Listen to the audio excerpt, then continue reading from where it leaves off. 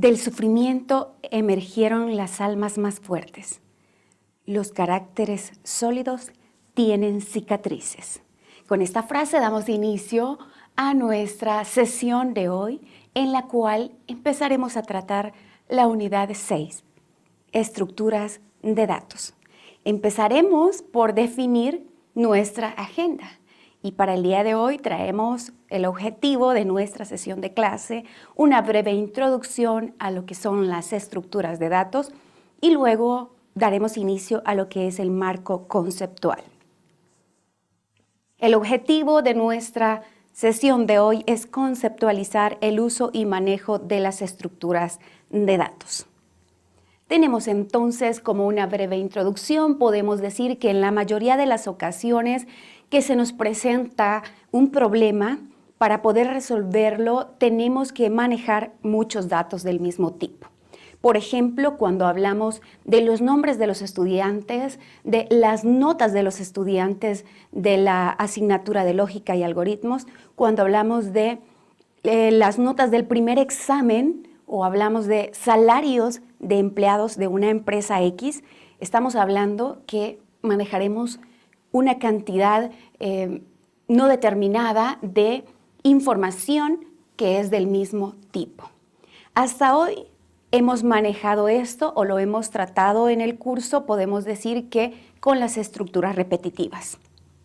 Hemos podido entonces, a través de las estructuras repetitivas, leer y procesar varios datos de un mismo tipo. Por ejemplo, edades, pesos, notas, etc. Esto lo hemos hecho a través del almacenamiento en una sola variable, un dato a la vez. Pero, ¿qué sucede? Al finalizar las iteraciones requeridas, en memoria solamente tenemos el último dato que hemos leído. Es decir, solo está almacenado en la variable el último valor que se ha leído. Entonces, en algunas ocasiones esto no es suficiente. Por lo tanto, se hace necesario almacenar en memoria todos los datos para futuros procesamientos. Dado este escenario, entonces, lo que tenemos que hacer es echar mano de lo que son las estructuras de datos. Nos resulta útil entonces para el diseño de un programa, para programar una solución, utilizar las estructuras de datos. Muy bien, entonces, si echamos mano de un pensamiento del precursor de la programación estructurada, Niklaus Wirth, él dice que un programa se obtiene tras el diseño correcto del algoritmo y la elección adecuada también de lo que son las estructuras de datos. Podemos decir que este pensamiento sigue siendo válido hasta nuestros días. Por tanto, entonces, ¿qué es una estructura de datos? Una estructura de datos es una colección de datos o elementos que vamos a tener de manera organizada de un modo específico. Podemos entonces decir que dependiendo de la forma en que se almacenan y manejan dentro de la memoria, vamos a tener dos tipos de estructuras de datos. Y dentro de ellas decimos que vamos a tener estáticas y dinámicas. Pasamos ahora entonces a decir que las estructuras estáticas son aquellas a las que se les asigna una cantidad fija de memoria. Esto se hace cuando se declara la estructura y esto no se puede modificar mientras está en ejecución el programa. En cambio, las estructuras dinámicas son las cuales nosotros asignamos un espacio en memoria y este puede aumentar o disminuir durante la ejecución del programa. Es decir, puede ser cambiado. Las estructuras estáticas, entonces, podemos decir que se caracterizan por poseer un número fijo de elementos. Los ejemplos más típicos de ellas son los arreglos.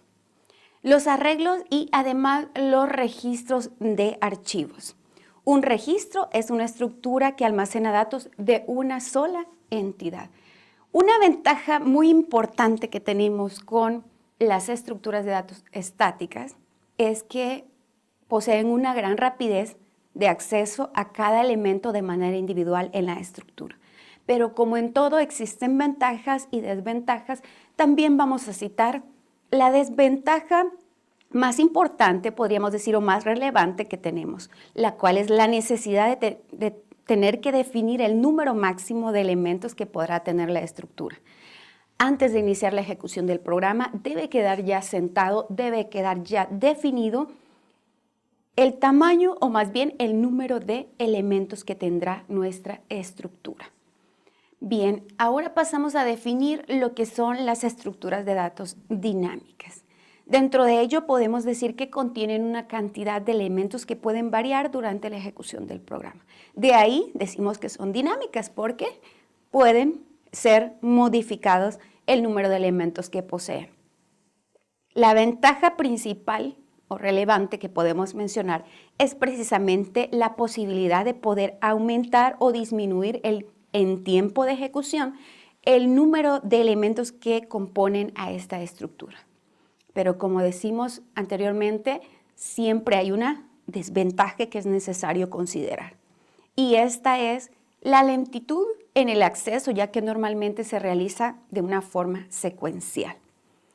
Ahora bien, nosotros para lo que nos ocupa en el curso, vamos a trabajar específicamente con estructuras de datos estáticas. Y entre todas las estructuras de datos estáticas que existen, nosotros nos vamos a centrar en los arreglos. Entonces es pertinente que nosotros definamos lo que es un arreglo. Y para ello lo vamos a definir de la manera siguiente.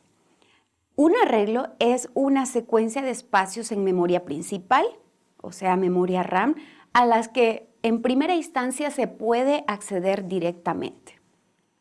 Luego, contiene datos del mismo tipo.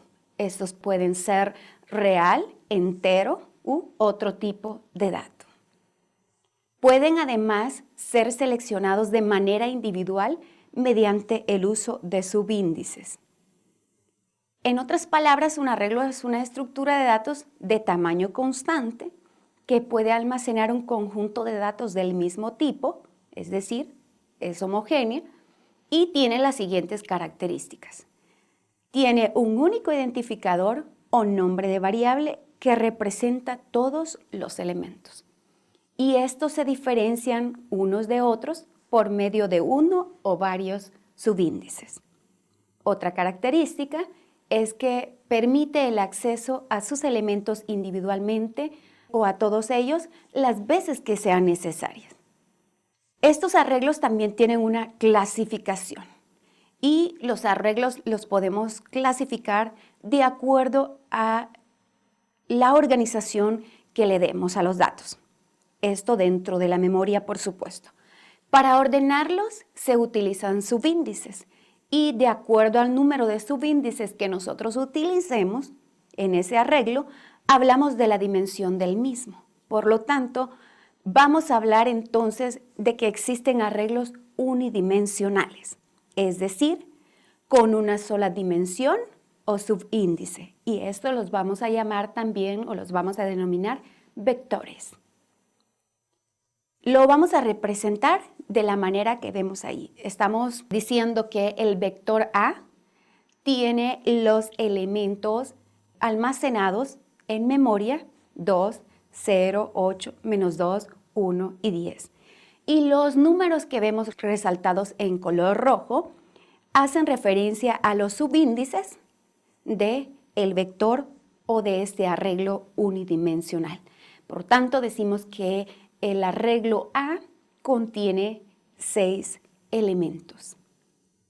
También tenemos arreglos bidimensionales. Estos son con 2 dimensiones o subíndices. Ahí los clasificamos como también los llamamos tablas o matrices. ¿Cómo lo vamos a representar? Lo representamos de esta manera. Estamos en presencia de una matriz, en este caso tiene 4 filas y tiene 5 columnas. Entonces, para hacer referencia, por ejemplo, al elemento que guarda el valor 2, por ejemplo, diríamos que está ubicado en B2,2. Es decir, tenemos que hacer referencia a ambos subíndices. También tenemos arreglos multidimensionales. Estos son con más de 2 dimensiones, ya estamos hablando de 3, de 4, de 5, etcétera, cuanto sea necesario. Entonces, para el caso acá, por ejemplo, tenemos el vector C, que tiene 3 dimensiones, y para este caso ya no estamos hablando únicamente de 2 subíndices, sino que de 3 subíndices. Como podemos observar, en profundidad tenemos 4, en anchura tenemos 2 y también en lo que son las filas, ¿verdad? Tenemos 3 subíndices. Entonces, por tanto, si nos queremos referir a un elemento en particular de este arreglo multidimensional llamado C, tendríamos que utilizar el nombre del vector como tal, que sería C, luego seguido del primer subíndice, el segundo índice que indicaría las columnas y el tercer índice que indica la profundidad, que si lo hablamos en términos matemáticos, cuando tenemos una estructura en 3 dimensiones, estamos hablando que tenemos 3 ejes, X, Y y Z. Esto es muy similar, entonces primero tomamos el que está en X, luego el que está en Y y luego el que está en Z.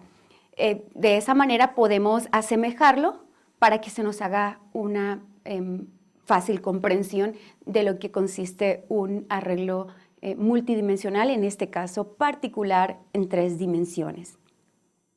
Ahora bien, bueno, con esto terminamos por ahora lo que es la parte de conceptos. En la siguiente sesión vamos a continuar hablando sobre lo que son los arreglos. Me despido de todos ustedes deseándoles mucho éxito y como siempre con una frase: muere lentamente quien no se atreve a abandonar lo seguro para luchar por sus sueños.